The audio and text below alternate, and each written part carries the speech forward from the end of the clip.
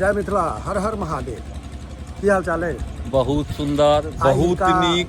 Profile पर हम सब दुनू आदमी संगे अहाँ सबके देखा रहल छी। अहाँ हिनका चिन्हित हेबनि, जे प्रोफाइल पर चलते नहीं ओनाहियो सोशल मीडिया से हिनका जनैत हेबनि, लेकिन हिनको चिन्हैत हेबनि। हाँ, इहो कम वायरल नहीं छै।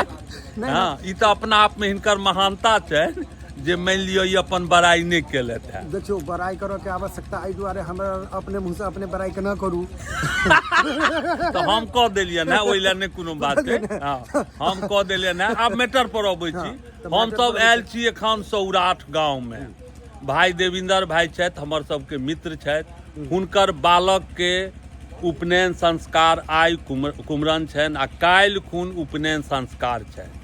ओहि में आयल छी, तमाम मित्र, तमाम ग्रुप आयल छी। एना कैमरा में दुइये आदमी छी, नहीं और लोग सब छथि अपन अपन अपन अपन गप में लागल छथि। हाँ। मैथिल ब्राह्मण के गप छाटऽ के आदत होइ छै से हमरो सब में विद्यमान अछि। हाँ। और ओ आदत से हमरा सबके गर्व अछि जे हम सब गप छाटऽ में बहादुर होइ छी। हाँ। तब इम्हर देखियो ने, ओइ कात दिस कनि घुमबियो ना, उम्हर देखियो वो सब गप मारि रहल छथि, अपन आपस में गप कऽ रहल छथि। तो हमरा सबके गप तो विरासत में भेटल है अपना सबके। नहीं नहीं, ई बात तो सत्य छै।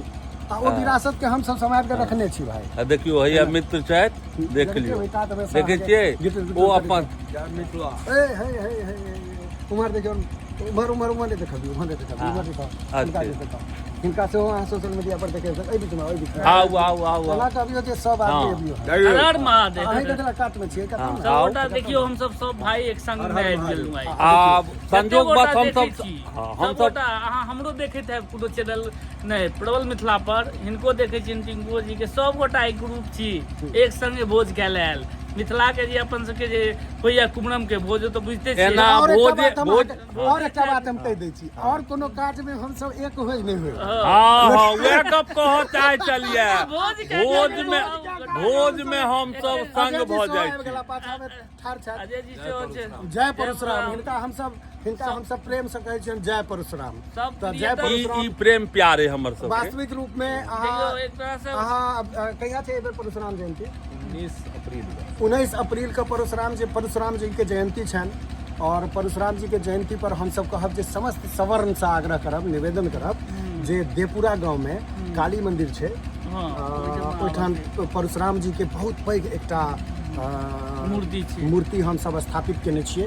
तो संपूर्ण मिथिलावासी से आग्रह करब जे ओहि दिन ओतऽ पहुँची। आ काल्हि एकटा ओकरा लेल बैसार सेहो हम सब आयोजन केलहुँ हैं, जाहिमे अपने सबके सहयोग के अपेक्षा सेहो रहतै।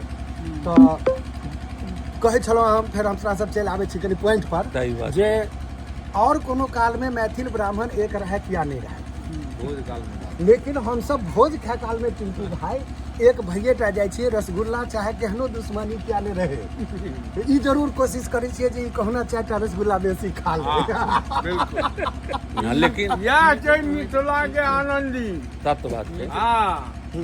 आई में कते के दुश्मनियो रहल ने, ओ जैसे से ठीक देखियो, ई सौराठ गाछी सभा जिनका कहै छियै, अइहे ठून मित्र के घर छनि। हैया ई मेन सौराठ गाछी में मित्र के घर छनि।